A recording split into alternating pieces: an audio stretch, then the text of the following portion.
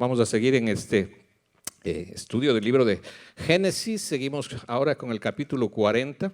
Si me acompañas ahí en tu Biblia o en tu dispositivo donde estés siguiendo la palabra de Dios, vamos a leer el capítulo 40. Vamos a avanzar en esta preciosa travesía, ¿verdad? Del descubrimiento del Señor, de su palabra, de su poder, de su presencia, todo lo que es el Señor, ¿verdad? A través de este libro nos ha hablado de muchas formas, nos ha confrontado de muchas maneras, ¿verdad? Aquí a través de este libro, y ha sido de gran bendición, así que vamos a seguir avanzando esta semana con el capítulo 40. Si me acompañas, vamos a leerlo, oramos y le pedimos al Señor que nos instruya en este día y durante toda esta semana en este capítulo. Entonces dice Génesis 40, vamos a leer los 23 versículos de este capítulo. Dice así: aconteció después de estas cosas que el copero del rey de Egipto y el panadero delinquieron contra su señor el rey de Egipto. Y se enojó Faraón contra sus dos oficiales, contra el jefe de los coperos y contra el jefe de los panaderos, y los puso en prisión en la casa del capitán de la guardia, en la cárcel donde José estaba preso. Y el capitán de la guardia encargó de ellos a José, y él les servía. Y estuvieron días en la prisión. Y ambos, el copero y el panadero del rey de Egipto, que estaban arrestados en la prisión, tuvieron un sueño, cada uno su propio sueño, en una misma noche, cada uno con su propio significado. Vino a ellos José por la mañana y los miró, y he aquí que estaban tristes. Y él preguntó a aquellos oficiales de Faraón que estaban con él en la prisión de la casa de su señor, diciendo: ¿por qué parecen hoy mal vuestros semblantes? Ellos le dijeron: hemos tenido un sueño y no hay quien lo interprete. Entonces les dijo José: ¿no son de Dios las interpretaciones? Contádmelo ahora. Entonces el jefe de los coperos contó su sueño a José y le dijo: yo soñaba que veía una vid delante de mí, y en la vid 3 sarmientos, y ella como que brotaba y arrojaba su flor, viniendo a madurar sus racimos de uvas. Y que la copa de Faraón estaba en mi mano, y tomaba yo las uvas y las exprimía en la copa de Faraón, y daba yo la copa en manos de Faraón. Y le dijo José: esta es su interpretación. Los 3 sarmientos son 3 días. Al cabo de 3 días levantará Faraón tu cabeza, y te restituirá a tu puesto, y darás la copa a Faraón en su mano, como solías hacerlo cuando eras su copero. Acuérdate, pues, de mí cuando tengas ese bien, y te ruego que uses conmigo de misericordia, y hagas mención de mí a Faraón, y me saques de esta casa, porque fui hurtado de la tierra de los hebreos, y tampoco he hecho aquí porque me pusiesen en la cárcel. Viendo el jefe de los panaderos que había interpretado para bien, dijo a José: también yo soñé que veía 3 canastillos blancos sobre mi cabeza. En el canastillo más alto había de toda clase de manjares de pastelería para Faraón, y las aves las comían del canastillo de sobre mi cabeza. Entonces respondió José y dijo: esta es su interpretación. Los 3 canastillos 3 días son. Al cabo de 3 días quitará Faraón tu cabeza de sobre ti, y te hará colgar en la horca, y las aves comerán tu carne de sobre ti. Al 3er día, que era el día del cumpleaños de Faraón, el rey hizo banquete a todos sus sirvientes, y alzó la cabeza del jefe de los coperos y la cabeza del jefe de los panaderos entre sus servidores, e hizo volver a su oficio al jefe de los coperos, y dio la copa en manos de Faraón. Mas hizo ahorcar al jefe de los panaderos, como lo había interpretado José. Y el jefe de los coperos no se acordó de José, sino que le olvidó. Señor, te damos gracias en este día. Gracias por tu palabra. Sabemos que tu palabra es inspirada, Señor, por ti en todos los que la escribieron, Señor. Y es útil, Señor, para nuestras vidas, para enseñarnos, para redarguirnos, para corregirnos, para instruirnos en tu justicia, Señor, a fin de prepararnos, a fin de hacernos maduros, Señor, perfectos, enteramente preparados para esa buena obra que tú tienes para nosotros, Señor. Bendícenos en esta tarde, ayúdanos a ver el propósito, Señor, de esta escritura, Señor, en nuestras vidas, a poderla aplicar, Señor, y que confiemos siempre en ti, en tu poder, en tu presencia en nuestras vidas, Padre. Te damos gracias y te pedimos, Señor, que tú nos instruyas para la gloria de tu nombre. En el precioso nombre de Cristo Jesús oramos. Amén, amén. Seguimos en la historia de José, este predilecto de Jacob, ¿verdad? El 11º de los 12 hijos de Jacob que constituyen las 12 tribus de Israel. Este José que veíamos, ¿verdad?, en el capítulo anterior, que había pasado por estas circunstancias de esta difamación, una vez que su vida había tenido estos sobresaltos, estos contratiempos, después de haber sido el predilecto, el preferido de su padre, ¿verdad?, reconocido por su padre a través de esa autoridad que le fue dada, a través de esa túnica multicolor, bien elegante, ¿verdad?, que le regaló su padre, que le distinguía del resto de sus hermanos, pero que a la vez esto les provocaba mucho celo, mucho odio, ¿verdad? Lo aborrecían porque siendo uno el penúltimo de los hijos de Jacob, pues le había dado un puesto de superioridad, ¿verdad?, de preeminencia, de autoridad, de supervisión de sus hermanos, y ellos estaban muy enojados, ¿verdad? Y en ese enojo, pues cuando fue a verlos, ¿verdad?, cuando pasaban allá en los lugares en donde fue José mandado por su padre, pues lo arrojaron en esa cisterna, ¿verdad?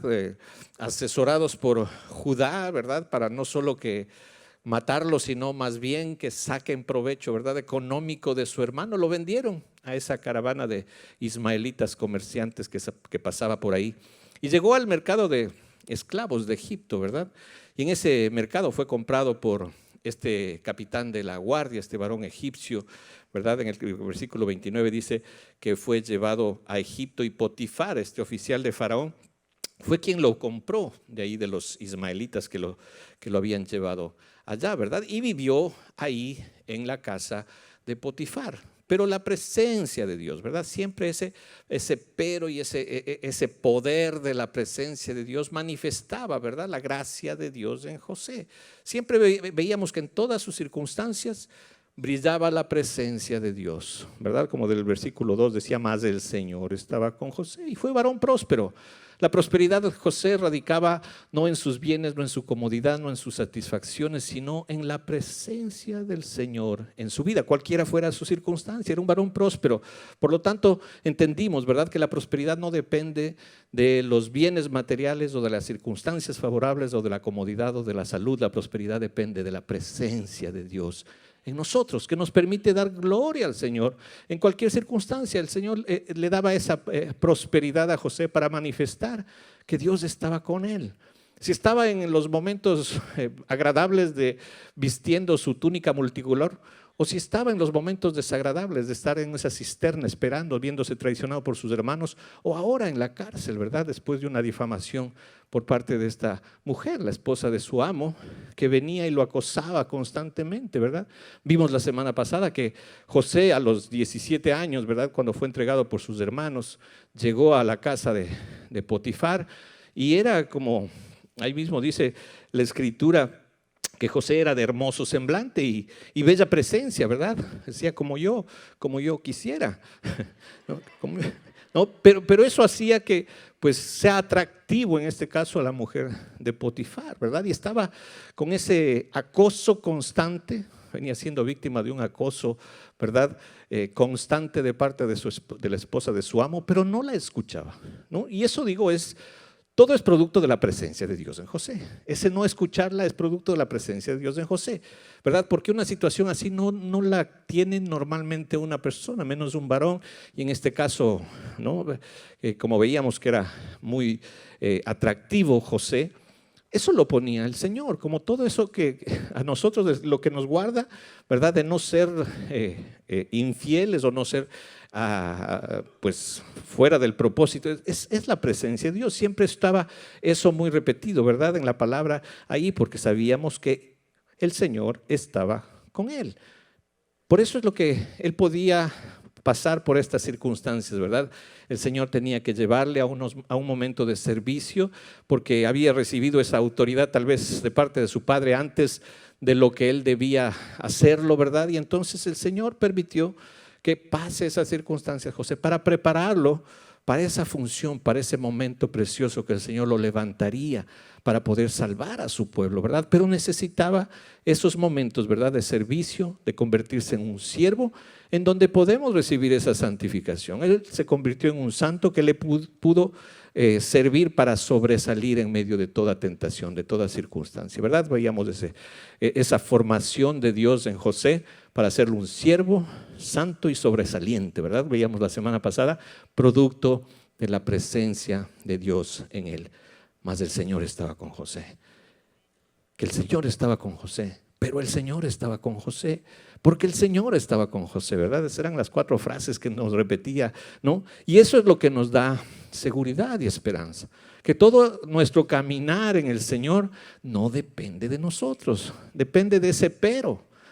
El pero de la presencia de Dios en nosotros. Ahí hay poder, ¿verdad? El poder de su presencia, es el poder de su gracia, de su misericordia.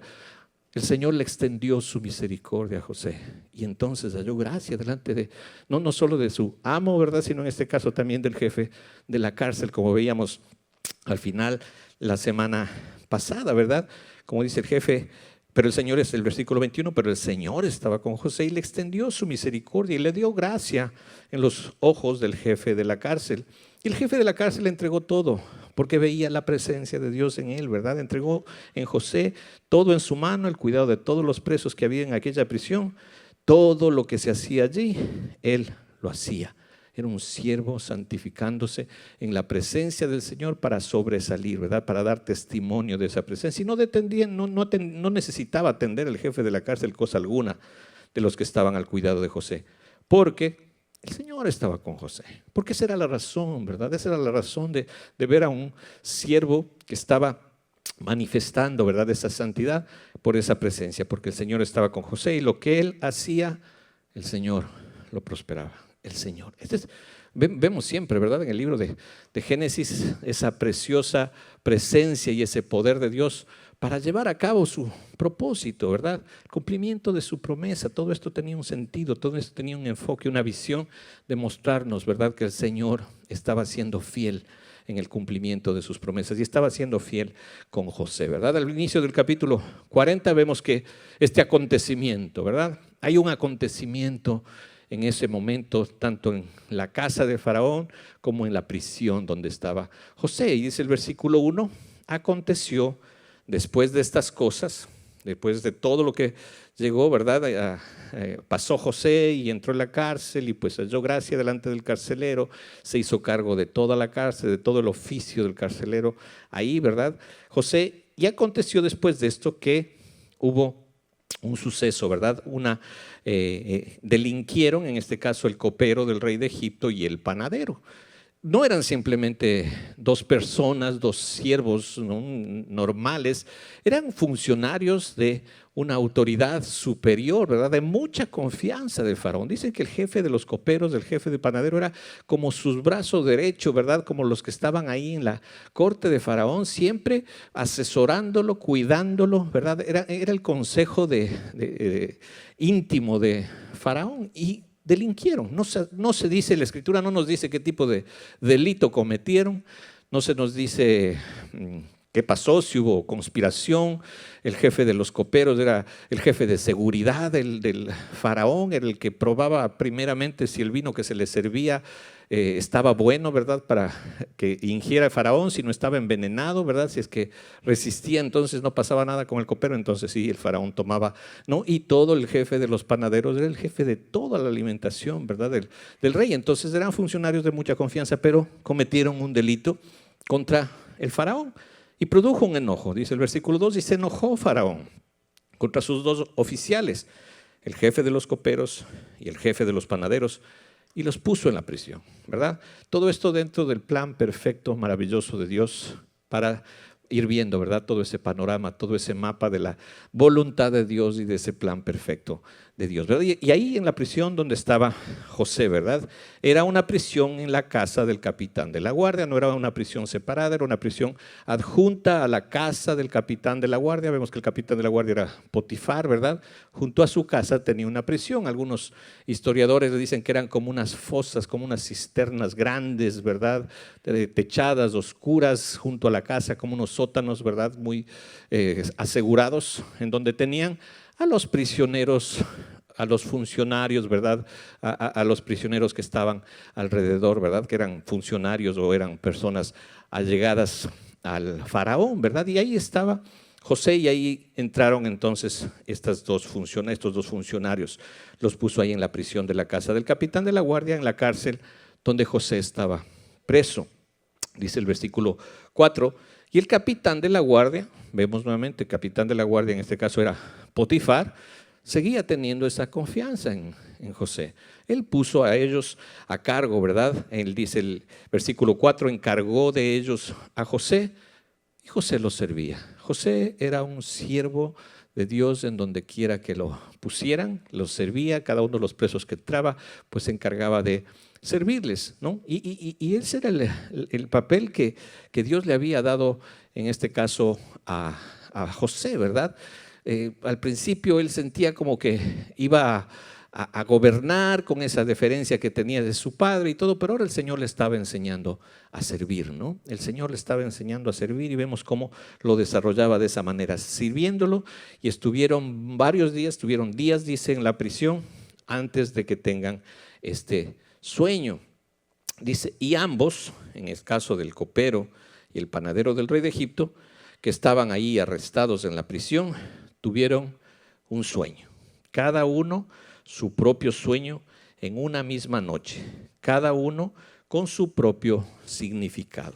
Y aquí nos habla, ¿verdad?, de estos sueños de estos dos funcionarios que van a tener un significado de qué es lo que va a pasar con ellos, ¿verdad? ¿Qué significaba estos sueños en su vida? En ese tiempo vemos que el Señor se comunicaba a través de sueños, ¿verdad? Hacía, si recuerdan en el capítulo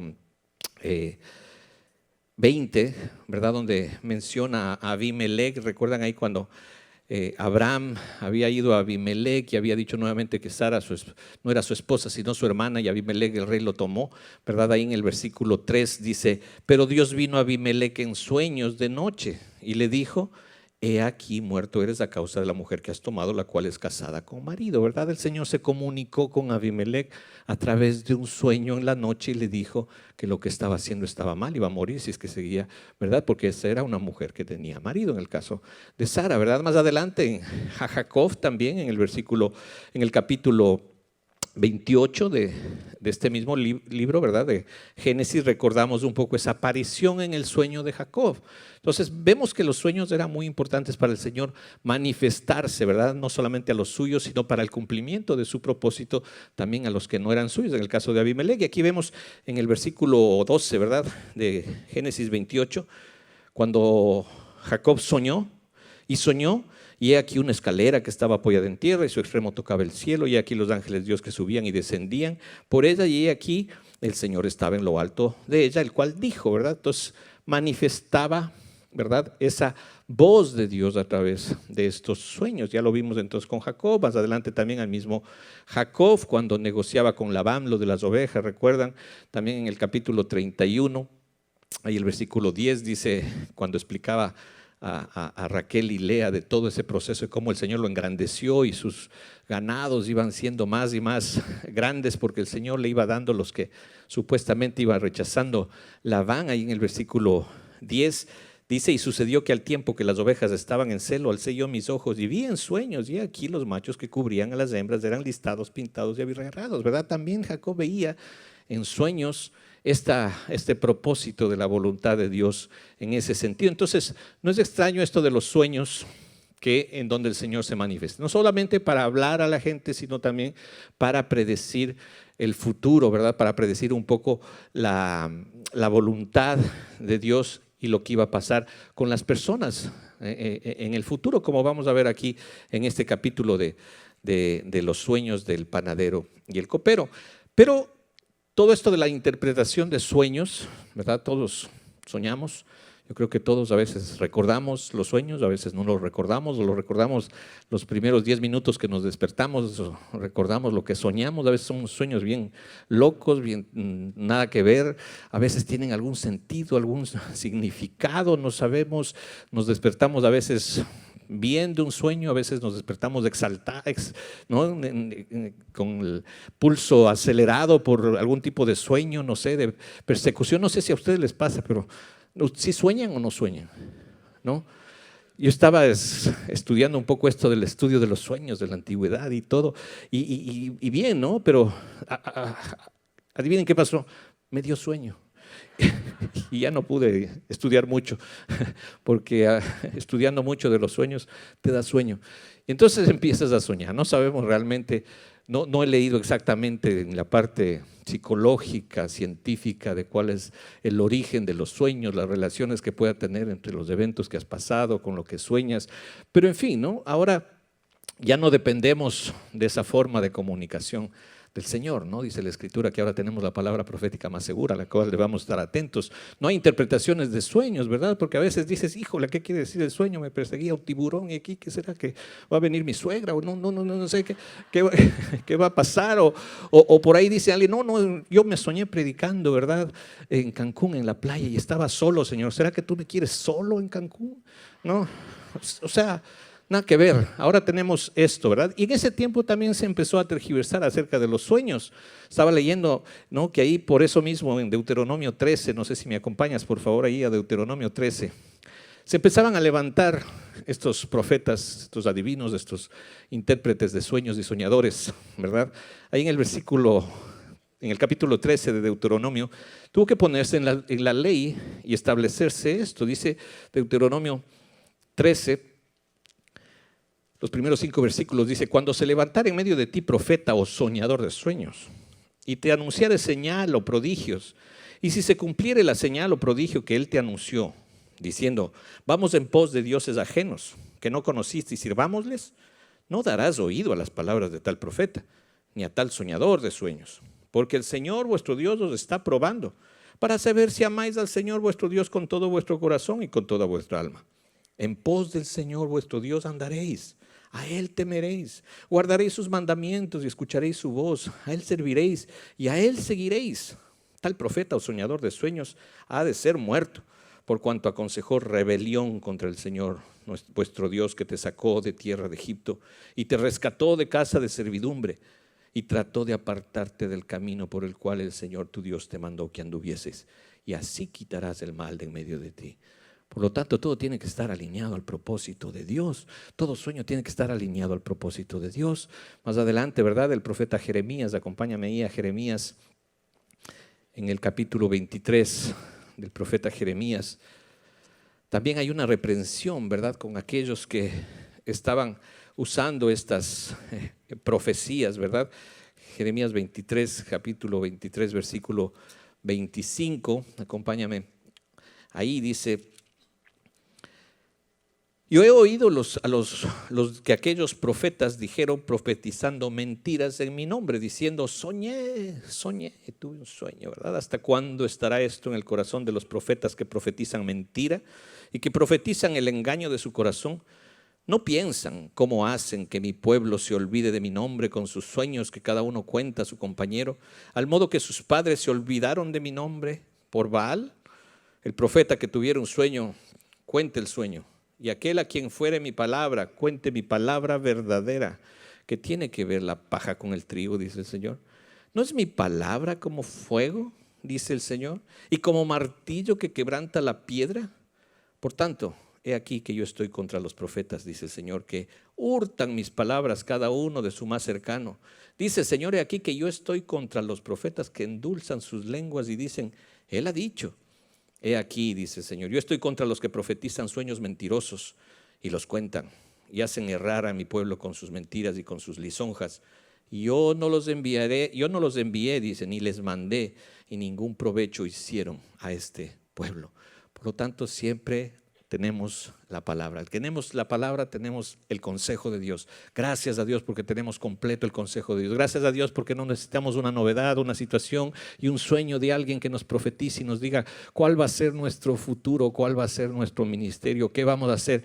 La palabra se encarga de eso. Teniendo comunión, la palabra nos dirige, ¿verdad? Por eso es importante, ¿no?, entender que tenemos esa palabra profética más segura, como dice 2 de Pedro 1, ¿verdad? Entonces, pero en este tiempo había estos intérpretes, ¿verdad? Los intérpretes de los sueños. En este caso, pues José se convirtió en un intérprete, pues autorizado de parte de Dios, porque él sabía de dónde venía la interpretación, ¿verdad? Él siempre le daba la gloria, sabía quién había de interpretar ese sueño, como vamos a ver que después interpreta también el sueño de Faraón en el capítulo siguiente, ¿verdad? Otro de los pues, personajes de la palabra de interpretación de sueños es el profeta Daniel, ¿verdad? Daniel, es maravilloso cómo esta afinidad entre José y Daniel en esa interpretación de los sueños, en este caso también Daniel de la interpretación del rey, en este caso de los caldeos de ahí de Babilonia, el rey Nabucodonosor, ¿verdad? Interpreta 2 veces un sueño, pero sabía de dónde venía esa sabiduría. El Señor le había hecho muy sabio a Daniel para el propósito de Dios, ¿verdad? Para los fines de Dios, y competía con todos los agoreros, los sabios de ese tiempo en Babilonia. Todos los caldeos tenían esa capacidad, ¿verdad? Esa sabiduría de interpretación, de adivinación, pero nadie como Daniel, así como nadie como José. Él era el que interpretaba el sueño de acuerdo a la voluntad de Dios, porque sabía de dónde podía venir esa sabiduría y esa interpretación. En el primer sueño que interpreta Daniel, ahí en el capítulo 2, estaba nuevamente leyendo y te sorprendes, ¿no? Porque es incluso hasta impresionante, porque ya llega el jefe, digamos, el rey, ¿verdad? Nabucodonosor, y dice: quiero que me interpreten este sueño. Llama a todos los sabios, los adivinos, los agoreros de su reino, y les dice: he soñado un sueño y quiero que me lo interpreten. Ok, cuéntanos. No me acuerdo, interprétame. No, pues es tampoco chistoso, ¿no? ¿Cómo? Tienes que decirme qué soñaste para interpretar. No me acuerdo. Interprétame. Y entonces dices: eso es imposible, no hay nadie quien pueda interpretar un sueño que no es contado, ¿no? Cuéntame. No, les voy a matar si no me interpretan. Y ahí está, ¿verdad? Y dices: wow, y llegó a Daniel y a sus amigos, ¿verdad? Y estuvo ahí el Señor, y Daniel oró. Y Dios le dio sabiduría para interpretar un sueño no contado. ¿Entiendes el poder de Dios? ¿No? El poder de Dios no es de adivinación, el poder de Dios viene de la sabiduría de Dios para el propósito de Dios. Y le interpretó el sueño, ¿verdad? Después, pues a través de eso le hizo gobernador a Daniel, y después nuevamente le interpretó el sueño en el capítulo 4, el siguiente sueño. Y Abimelech, acompáñame a Daniel. Esta parte me impresiona siempre que la leo ahí en el capítulo 4 de Daniel. Eso es para entender un poquito esta parte de los sueños y el propósito de los sueños para el poder de Dios, ¿verdad? Vemos un Dios, un rey caldeo totalmente apartado de Dios, pero que reconocía la presencia de Dios en Daniel. Así como Faraón reconoció la presencia de Dios en José, como Potifar reconocía la presencia de Dios en José, ¿verdad? Y cuando le interpreta este sueño en el capítulo 4, Daniel a Nabucodonosor, de ese árbol inmenso, frondoso, que llegaba hasta el cielo, y que después del árbol ya no quedó nada, solo las cepas quedó, ¿verdad? Y le decía: ese eres tú, y así vas a estar entre los bueyes y entre la hierba, ¿no? Te sustentará el rocío. Bueno, y todo eso que llegó a pasar Nabucodonosor, entendió, ¿verdad? Ahí en el versículo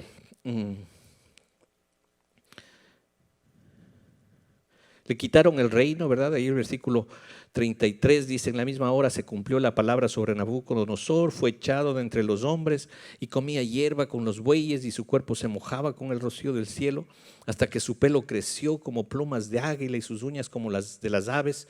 Mas al fin del tiempo reconocía yo, Nabucodonosor, alcé mis ojos al cielo y mi razón me fue devuelta. Y bendije al Altísimo, y alabé y glorifiqué al que vive para siempre, cuyo dominio es sempiterno. Está hablando Nabucodonosor, no está hablando Daniel. Estamos viendo el producto, ¿verdad?, de ese poder de Dios en esta interpretación y en este cumplimiento de Dios en este sueño, ¿verdad? Y dice: glorifiqué al que vive para siempre, cuyo dominio es sempiterno y su reino por todas las edades. Dice: todos los habitantes de la tierra son considerados como nada. Y Él hace según su voluntad en el ejército del cielo y en los habitantes de la tierra. Y no hay quien detenga su mano y le diga: ¿qué haces? En el mismo tiempo mi razón me fue devuelta y la majestad de mi reino, mi dignidad y mi grandeza volvieron a mí, y mis gobernadores y mis consejeros me buscaron y fui restablecido en mi reino y mayor grandeza me fue añadida. Ahora yo, Nabucodonosor, alabo, engrandezco y glorifico al Rey del cielo, porque todas sus obras son verdaderas y sus caminos justos, y él puede humillar a los que andan con soberbia. El propósito, ¿verdad? Y dices, wow, ¿cómo el Señor puede hacer de un rey, ¿verdad?, un siervo reconocido y le devuelve todo? Pero ahora sabe de quién viene todo, ¿verdad? Y ahora alaba al Rey de los cielos, alaba al Rey de todo. Y entonces vemos el poder de Dios, ¿verdad? En el cumplimiento, en este caso, de un sueño, ¿verdad? Que hubiera sido terrible, pero que cuando recupera la razón, ¿verdad? Esa razón de entender el propósito de Dios, el Señor se manifiesta y se glorifica grandemente, ¿verdad? De la misma manera, vamos a ver ahora entonces, regresamos a Génesis 40, en donde se dan estos dos sueños de estos dos funcionarios, altos funcionarios de Faraón, que delinquieron y estaban ahí en la cárcel. Los dos soñaron un sueño, cada uno tenía su propio sueño, la misma noche soñaron un sueño cada uno, dice el versículo 5, cada uno con su propio significado. Vino a ellos José estaba a cargo de todos los presos, sentía ese peso por ellos y más por estos funcionarios, ¿verdad?, que estaban especialmente tristes en ese día. Dice, vino a ellos José por la mañana y los miró y aquí que estaban tristes. Todo preso por lo general está triste, ¿verdad?, porque está privado de su libertad, pero estaban especialmente tristes ese día porque habían tenido este sueño. Dice, él les preguntó a aquellos oficiales de Faraón que estaban con él en la prisión de la casa de su señor, diciendo, ¿por qué parecen hoy mal vuestros semblantes? Están cabizbajos, están decaídos, están más tristes que lo normal, ¿verdad? ¿Qué les está pasando? Y le expresan, ¿verdad? Tenían confianza en José y ellos le dicen, hemos tenido un sueño y no hay quien lo interprete. Entonces dijo José, y dando la gloria al Señor, ¿verdad? ¿No son de Dios las interpretaciones? Contádmelo ahora. Es Dios el que puede dar una interpretación, ¿verdad? Más adelante en el capítulo 41, el versículo 16, igualmente reconoce a Dios como la fuente de la interpretación y de la sabiduría para interpretar los sueños, ¿verdad? Dice el versículo 16 del capítulo 41, nada más adelantito, dice, respondió José a Faraón diciendo, no está en mí. Dios será el que dé respuesta propicia a Faraón, ¿verdad? Cuando le expresa su sueño Faraón a José, ¿verdad? Igualmente Daniel en esos dos sueños, en esas dos interpretaciones, ahí en Daniel 2:23 y en Daniel 4:24, daba testimonio y daba la gloria a Dios de que toda interpretación que él podía dar, en este caso para una profecía futura de un evento, de lo que iba a pasar con ellos, venía de Dios, no de su propia cualidad, ¿verdad?, sino del poder que Dios le había dado, ¿verdad? Y entonces le dice, cuéntame, las interpretaciones vienen de Dios. Si yo voy a hablar conforme a la verdad de Dios.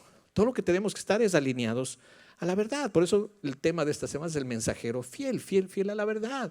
Yo voy a dar un mensaje y ese mensaje tiene que ser verdadero, fiel a esa verdad, a la verdad de Dios. Y le expresa su sueño y le dice en el versículo 9, entonces el jefe de los coperos le cuenta el sueño a José y le dice, pues yo soñaba que veía una vid delante de mí, una planta donde crecen las uvas, ¿verdad? La vid estaba delante de mí y en la vid había 3 sarmientos, 3 ramas que salían de ese tronco, ¿verdad?, de la vid.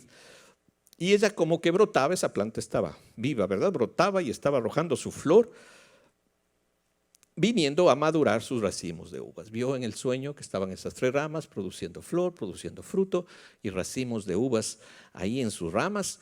Y entonces dice, y versículo 11, y que la copa de Faraón estaba en mi mano. Yo tenía la copa de Faraón y tomaba yo las uvas y las exprimía en la copa de Faraón y daba yo la copa en mano de Faraón. Ya, ese es el sueño. Inmediatamente, ¿no? La interpretación de parte de Dios le expresa José en el siguiente versículo 12, y le dijo José, esta es su interpretación. Dice, los 3 sarmientos son 3 días. Ahí está, van a pasar 3 días. Al cabo de 3 días, levantará Faraón tu cabeza y te restituirá a tu puesto. Y darás la copa a Faraón en su mano, como solías hacerlo cuando eras su copero.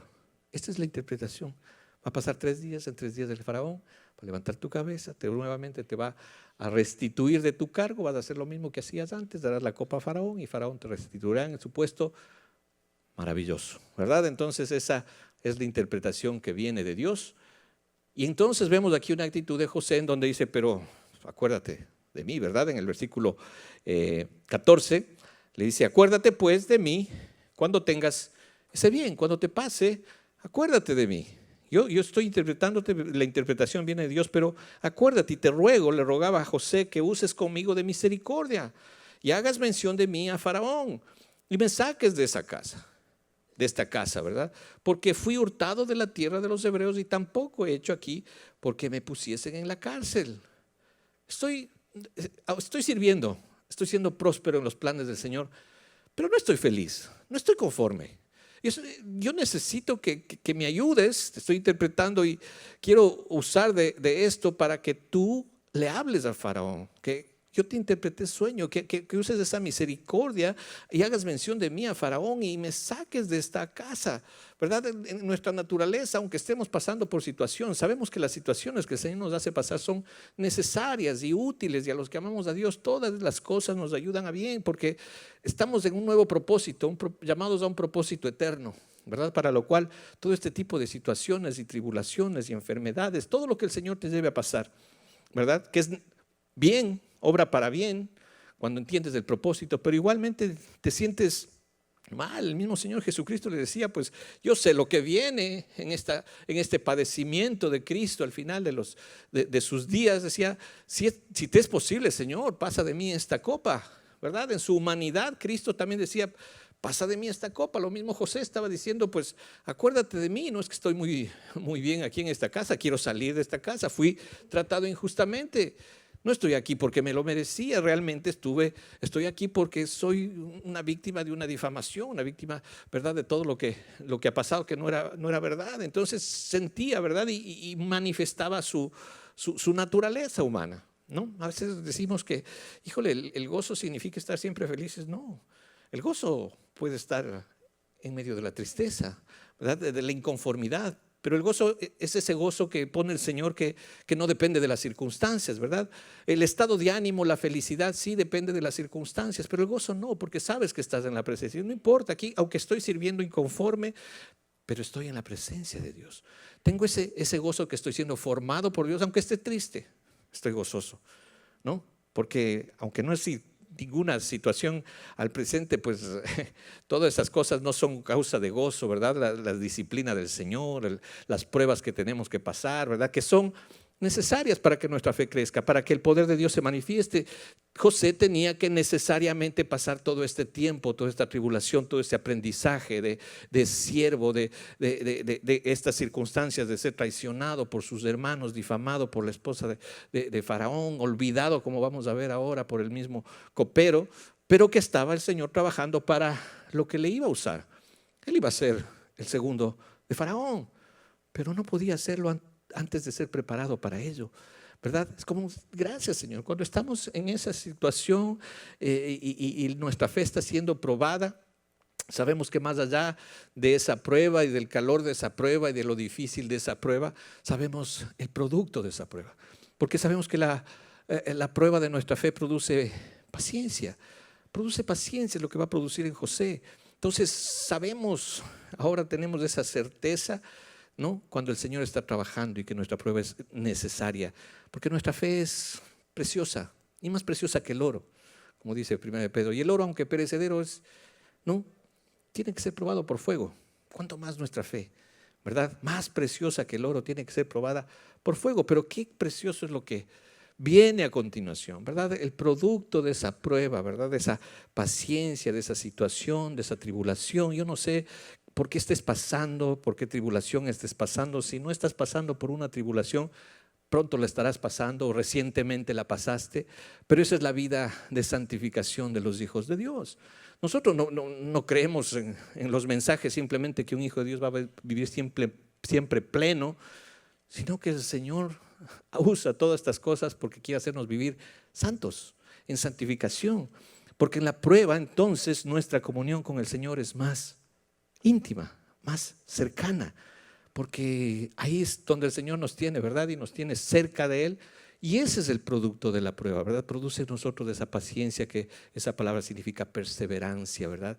Estar en los caminos del Señor. Son necesarias las pruebas, porque lo dice la palabra, ¿verdad? Porque es necesario que a través de muchas tribulaciones entremos en el reino de los cielos, ¿no? Y esta tribulación que decía Pablo es leve y momentánea. Siempre va a ser momentánea tu tribulación. No va a durar más que toda tu vida. Puede durar toda tu vida, pero eso significa que es momentáneo, no es eterno, ¿no? Pero lo que produce, eso es eterno. El eterno y, como dice, más excelente peso de su gloria. Eso es lo que es eterno, el resto es momentáneo. Si te dura toda tu vida, no importa, gloria a Dios, ¿verdad? No duramos mucho, ¿no? Pero lo importante es que produce en nosotros un cada vez más excelente y eterno peso de su gloria. Entonces, y siempre es leve. Si la de Pablo fue leve, que es la nuestra, ¿no? Requete leve, ¿no? Porque todo lo que pasó Pablo, que está escrito, y seguía más esta leve tribulación momentánea, produce en mí un cada vez más excelente y eterno peso de su gloria. Porque las aflicciones de este siglo no son comparables, ¿no? Con la gloria venidera que en nosotros ha de manifestarse. Esa gloria es eterna, por lo tanto, gloria a Dios por las pruebas, gloria a Dios por las circunstancias, por las prisiones, por las cisternas, por donde el Señor nos tenga que hacer pasar, para que manifestemos su presencia, para que manifestemos su poder, para que la gente pueda ver a Cristo. No se trata de que nos vean a nosotros, se trata de que vean el poder de Cristo en nosotros, el poder de su gracia, el poder de su misericordia extendida en cada uno de nosotros a través de esas circunstancias, ¿verdad? Y eso estaba pasando José, y el Señor lo estaba usando para interpretar estos sueños, ¿verdad? En este caso de estos dos funcionarios. Termina de contarle el sueño, le dice que se acuerde de él. Una vez que ve esta interpretación favorable de José al copero, pues se anima el panadero, ¿no? A decirle también su sueño. Ahí dice el versículo 16, dice, viendo el jefe de los panaderos que había interpretado para bien, ahora sí te aviento el mío, porque a ver, ¿no? A ver a mí qué me toca. Híjole, no se le esperaba lo que le tocaba, pero le cuenta su sueño. En el versículo 16 le dice a José, también yo soñé que veía tres canastillos blancos sobre mi cabeza. En el canastillo más alto había de toda clase de manjares de pastelería para Faraón, y las aves la comían del canastillo de sobre mi cabeza. Ahí está mi sueño, aviéntate, ¿qué me toca a mí? Y dice, sí, 3 días son los que significan esos 3 canastillos. Y estaba emocionado, ¿no? 3 días, lo mismo, igual que el copero. Pero espérate, dice esos 3 días, dice al cabo de 3 días, ¿no? Quitará, versículo 19, Faraón tu cabeza de sobre ti y te hará colgar en la horca. Y las aves comerán tu carne de sobre ti. 3 días, ¿verdad? Ansioso estaba el copero esos 3 días que pasen, ¿no? Imagínate ahora al panadero. 3 días de angustia, 3 días de espera para una sentencia de muerte. Y eso viene de Dios, y eso significa que José estaba interpretando lo que Dios le decía que interprete. No lo que le convenía de pronto a José, y se va a poner el panadero, y ahora ¿cómo le digo? No, espérate, les doy una sobadita primero, le voy a, ¿no? a decir suavecito, directo. 3 días, en 3 días, cuello, como dice, ¿no? El otro día, el otro va a ser restituido, tú vas a morir. Pero estaba fiel a la verdad, fiel a la interpretación, fiel a lo que el Señor nos manda a decir. El mensaje tiene que ser fiel a la verdad, no fiel al que se dirige el mensaje. Quisiéramos hablarles muchas cosas bonitas y darles temas muy bonitos, y en estas épocas temas muy preciosos y sublimes y maravillosos de paz y amor, ¿verdad? Pero tenemos que predicar la verdad y tenemos que alinearnos a la verdad. Tenemos que ser fieles a la verdad, no a la necesidad del oído del hombre, a la verdad. Y lo que no está en la palabra no es verdad. En los fines espirituales, ¿verdad? O sea, si no está en la palabra no es verdadero. Si es algo incierto, medio dudoso, pues no es verdadero. Lo que no es cierto, no es cierto. No es cierto. Entonces, alineémonos, ¿verdad? Aquí José nos da un ejemplo de ser fiel a la interpretación de Dios. Lo siento, esto va a pasar. Yo quisiera decirte otra cosa, pero Dios me dice esto. Entonces vas a tener que aceptarlo, ¿verdad? Porque tenemos que ser igual, ¿verdad? Fieles a la verdad. ¿Y qué pasó? Pues iban a cumplir estos sueños, ¿verdad? El tercer día, versículo 20, ese tercer día pasó y justo llegó que ese era el día del cumpleaños de Faraón. Ahí estaba esta celebración que se estaba haciendo en la corte de Faraón. Ahí se estaba celebrando su cumpleaños. No está por demás decir que solo hay dos cumpleaños en la Biblia, ¿no? Cumpleaños de Faraón, donde mataron al panadero. Y el cumpleaños de Herodes, donde mataron a Juan el Bautista, cortados la cabeza. Hay una similitud, dos únicos cumpleaños. No hay Happy Birthday Jesus, no hay Happy Birthday nada, ¿verdad? La Biblia no está escrito. Pues aquí está, tenemos que ser fieles a la verdad, ¿verdad? Como decíamos, a veces nos da cosas, ¿verdad? Porque sí, pero siempre, y esto siempre lo he hecho, y esto siempre lo he celebrado, y esto, y cómo, pues no está en la verdad. ¿Y por qué? ¿Entendiste de dónde salió? ¿Qué salió? Y a veces no nos gusta hablar de esto porque hiere susceptibilidades o tradiciones muy arraigadas o cosas muy sublimes, ¿verdad? Y de pronto echamos a perder muchas cosas bonitas de pronto que se tejen en estas Navidades. Pero ¿cuál es el fin? ¿Cuál es el propósito? Confundirte tal vez.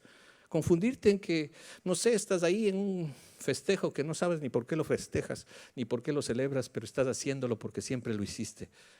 Y después te encuentras en medio de todo el mundo celebrándolo y bebiendo junto con los peces en el río y echándole al pom-pom-ron, ¿no? Con cosas que nada que ver. El Señor dice, seamos fieles a la verdad, seamos fieles a la verdad. Esta verdad nos santifica, esta verdad nos limpia, esta verdad nos encamina a las cosas de Dios, a lo que es principal, a lo que es necesario para nuestras vidas. Esto nos edifica, su verdad nos limpia, nos da libertad, ¿verdad? Conoceremos la verdad y la verdad nos hará libres. Por eso es importante no apegarnos, ¿no? de lo principal, de lo que es, ¿verdad? Porque daremos testimonio de lo que decimos y también de lo que no decimos. Entonces, cuando el Señor te dice que no tienes que interpretar el sueño así, pues así es. Y si le gusta, pero esto va a pasar. Y esto está así claro, ¿verdad? Y pasó, era el día del cumpleaños de Faraón, el rey hizo banquete a todos los sirvientes y pues pasó al copero, al panadero, venían, ¿no? Con su cabeza baja y les hizo levantar la cabeza a los dos. Dice, el rey hizo banquete a todos los sirvientes, alzó la cabeza del jefe de los coperos y la cabeza del jefe de los panaderos entre sus servidores. Y ahí está, al uno a la restitución de su cargo y al otro a la horca. Dice, hizo volver a su oficio al jefe de los coperos y dio la copa en manos de Faraón, mas hizo ahorcar al jefe de los panaderos, como lo había interpretado José. Y el jefe de los coperos no se acordó de José, sino que le olvidó. ¿Tú te imaginas? ¿Realmente el copero se habría olvidado de José? El momento en que se dio cuenta de que se cumplió ese sueño, de esa interpretación y dijo, se cumplió lo que me dijo él. Inmediatamente debía haberlo contado, pero hubo un propósito en este olvido. Faltaba tiempo. Le faltaban 2 añitos a José de ser formado, ¿verdad? De ser formada esa paciencia para que pueda recibir realmente ese propósito, ¿verdad? Como el que iba a ser usado, ¿verdad? Como ese segundo de Faraón que salvaría a su pueblo. José estaba diciendo, ya mismo me llaman, ¿verdad? Ya pasó el cumpleaños, ya no se oye la pachanga ahí en la casa, ya seguramente pues dejó que pase el festejo. Al día siguiente el copero, en el momento de dar la copa, me dirá, se acordará de que yo le dije, acuérdate de mí, y le hablará de mí a Faraón. Y no pasó un día, después sí, bueno, tal vez un par de días, no, ya vaya a decir, no, pasaron 2 días, pasaron semanas, pasaron meses, pasaron años. Pasaron 2 años, que dice el versículo siguiente, ¿verdad? Del siguiente capítulo que lo veremos. 2 años pasó. El Señor formó en él paciencia. No se habla de esos 2 años. Son unos 2 años un poco que no se sabe qué ocurrió, pero que pasaron, necesarios, ¿verdad? Porque lo que queremos, ¿verdad?, que el Señor haga en nuestras vidas no es en nuestro tiempo, sino en el tiempo de Dios, porque es el tiempo perfecto. O sea, decimos, Señor, sácame de aquí, ya, Señor, esta enfermedad, esta situación, espérate, el tiempo que yo tengo para ti es perfecto. El tiempo que tenía para José era perfecto. Era el tiempo en donde después soñaría Faraón y entonces sería usado, ¿verdad?, para ser levantado y entonces cumplir el propósito de salvación de su pueblo. Todo tiene un sentido, todo tiene una razón y todo en la palabra, ¿verdad?, es verdadero. Ahí tenemos que alinearnos, tenemos que pedirle al Señor, ¿verdad?, que toda nuestra vida se alinee a la verdad. No podemos llegar al Padre si no es por Él. Él es el camino, Él es la verdad, Él es la vida. Él vino a este mundo no para traer paz, dijo. Yo no vine aquí al mundo para traer paz, no, ni noches ni días de paz. Yo traje espada para que se alineen los que están en la verdad y los que no están en la verdad. Por eso el Señor tenemos ese privilegio de estar pegados a su palabra para que nos haga celosos de la verdad, ¿verdad? Los que reconocían a Pedro y Juan, ¿verdad?, que eran sin letras y del vulgo, pero notaban que habían estado con Jesús, ¿verdad? Así nosotros igual, solamente nuestra presencia con Dios, nuestra comunión con Dios hará notoria, ¿verdad?, esa imagen de Cristo en nosotros. Si no, no vamos a mostrar, no vamos a darle gloria a Dios, solamente le daremos gloria cuando le mostremos esa presencia, esa comunión, esa dependencia, reconociendo quiénes somos, reconociendo nuestra necesidad, reconociendo que aún estando muertos en nuestros delitos y pecados, Cristo murió por nosotros, Cristo nos amó, ¿verdad? Ahí en Efesios, ¿verdad? Efesios 2, y con esto terminamos, ese pero de Dios nuevamente que nos marca el libro de Efesios, de esa gracia maravillosa que se manifestó en nuestras vidas. Efesios capítulo 2, dice el versículo 1, y Él os dio vida a vosotros, cuando estabais muertos en vuestros delitos y pecados, en los cuales anduvisteis en otro tiempo. Tú anduviste, yo anduve, yo andaba en esos tiempos, yo anduve en esos tiempos, ¿verdad? En donde seguíamos la corriente de este mundo, conforme al príncipe de la potestad del aire, el espíritu que ahora opera en los hijos de desobediencia, entre los cuales también algunos, todos nosotros vivimos en otro tiempo, en los deseos de nuestra carne, haciendo la voluntad de nuestra carne y de los pensamientos, y éramos por naturaleza hijos de ira, lo mismo que los demás. Pero Dios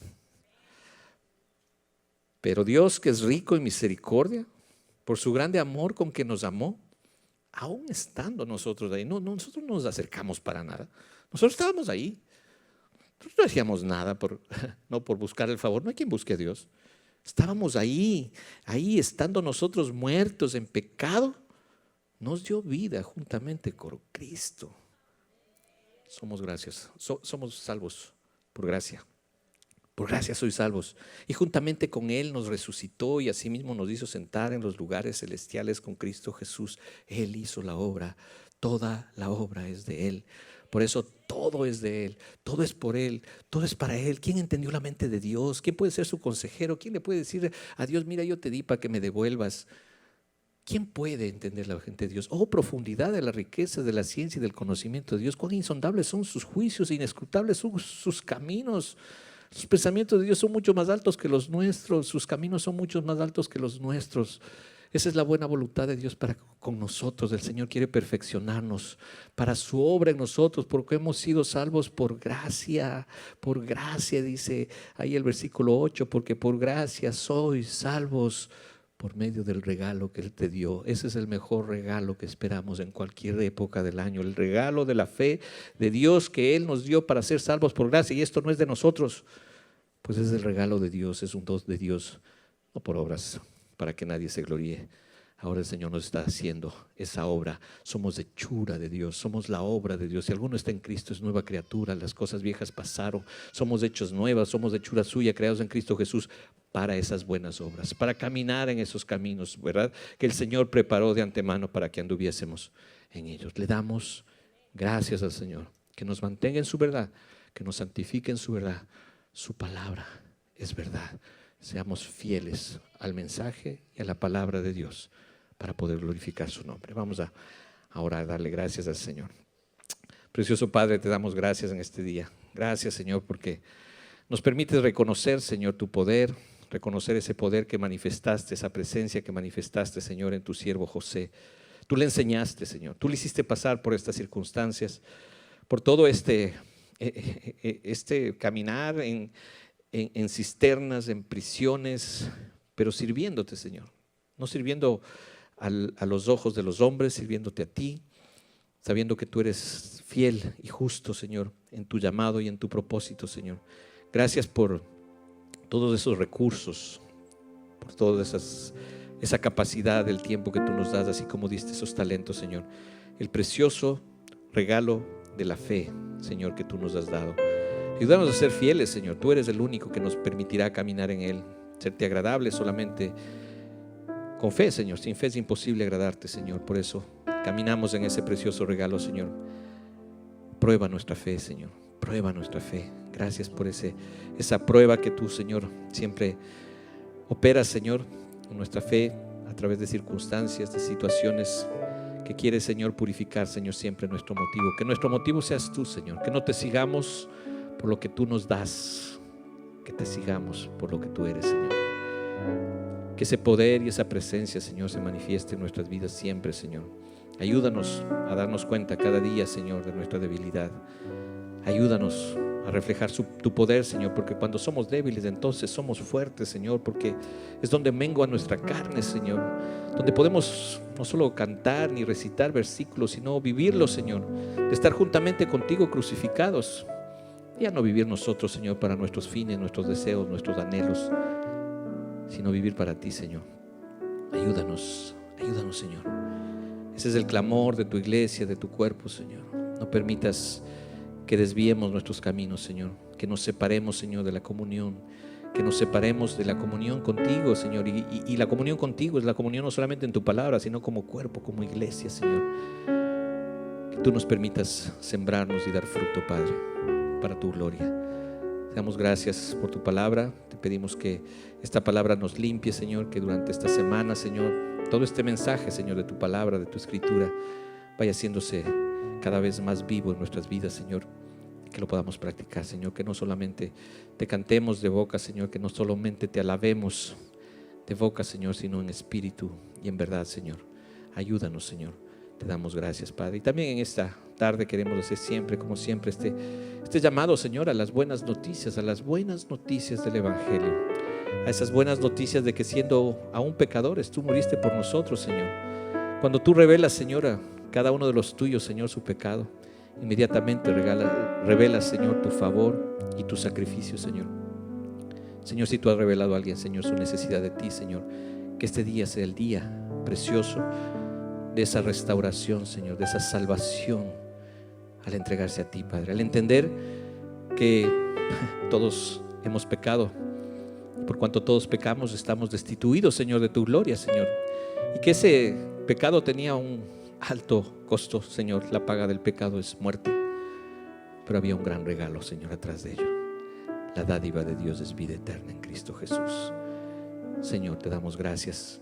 Y si hubiera alguna persona que reconoce esa necesidad de esa gracia, de esa misericordia, de ese regalo de fe, entendiendo su pecado, y hoy día queriendo reconocerte, Señor, a ti como Señor y Salvador, ayúdalo y levántalo para tu gloria, Padre. Si hubiera alguna persona que en este día el Señor, a través de su palabra, lo ha confrontado su pecado y le ha mostrado el camino único de salvación, el camino del sacrificio de Cristo, yo quisiera hacer una oración contigo. Si es tu caso, entrégale tu vida al Señor y haz esta oración conmigo. Si hubiera alguna persona que en este día quisiera recibir a Cristo en su corazón como Señor y Salvador, ¿de dónde estás? Ponte de pie. Yo quisiera hacer este llamado y hacer esta oración, entregarle tu vida al Señor para que reciba salvación y vida eterna. ¿Hubiera alguna persona que quisiera hacer esta oración? Ponte ahí de pie. Simplemente, si reconoces tu pecado, reconoces tu necesidad de Cristo, este es el día precioso de salvación. Este es el día de las buenas noticias del Evangelio de Dios en Cristo. ¿Habrá alguna persona que haga esta oración junto conmigo? Ahí donde estás, ponte de pie. Vamos a orar. Nuevamente, Señor, te damos gracias, Señor. Gracias por ese precioso día en que te revelaste a nuestras vidas, Señor. Gracias porque recordamos, Señor, qué maravilloso, Señor, ese llamado en donde tú hablaste a nuestro corazón y nos mostraste quiénes éramos, Señor, y cuán lejos estábamos de ti, Señor. y nos mostraste ese precioso sacrificio que nos acercó, que nos limpió y que nos justificó delante de ti, Señor. Te damos gracias, Señor. Ahora permítenos caminar en Él, Señor. Permítenos caminar en santidad, Señor. Ya nos justificaste, Señor. Hoy día síguenos santificando, Señor, para llegar un día a ese momento precioso de tu gloria, Señor. Ayúdanos a vivir en santidad, Señor. Santifícanos en tu verdad. Tu palabra es verdad. Permítenos ser esos mensajeros fieles de tu palabra, Señor. Mensajeros fieles de la verdad. Ayúdanos, Señor, a caminar en esa luz. Yo te pido, Señor, por todos mis hermanos, Señor, que en estas fechas, en estos días, Señor, tú los usarás como testimonios de tu luz, Señor, compartiendo la verdad, Señor, compartiendo cosas que están en tu palabra, Señor. No tradiciones, no situaciones, Señor, no cosas que tú nunca las estableciste, Señor, sino el precioso mensaje de vida, el mensaje del Evangelio de la paz, el mensaje del Evangelio de que tú eres nuestra paz, Señor, de que tú, Señor Jesús, viniste, te hiciste hombre. No sabemos en qué momento, en qué fecha, en qué circunstancia, Señor, nos dice tu palabra, sí, cómo viniste, Señor. Pero el propósito era para qué viniste, Señor. Viniste para entregar tu vida, Señor, y para darnos salvación y vida eterna. Gracias por tu plan. Gracias, Señor, por haber consumado ese plan en la cruz. Y gracias, Señor, por habernos escogido para salvación. En el precioso nombre de Cristo Jesús oramos. Amén.